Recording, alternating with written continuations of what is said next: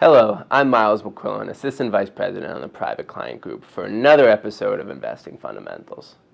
We're sticking with our discussion on taxes and diving into tax filing strategies for high-income earners. Again, in terms of wealth accumulation, investors pay close attention to generating income and managing their investments. But to maximize the value of your investments, minimizing tax is just as important. Tax bracket management can help you reduce taxes over time by either realizing or deferring income in a particular year. Here are two examples that you may use to your advantage. In lower income years, it may be beneficial to fill up your tax bracket.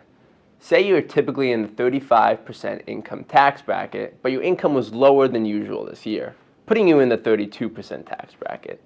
If you think you'll be back next year to the higher bracket, you could realize just enough income this year to fill up, or in other words, reach the maximum allowed amount for the lower tax bracket. Here the idea is to realize just as much income at the lower rate as possible.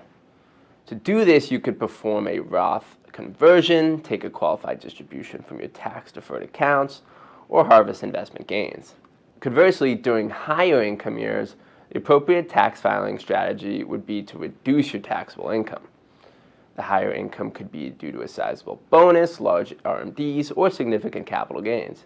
For example of how to do this correctly could be to max out tax advantage savings accounts, make a charitable donation, or harvest investment losses.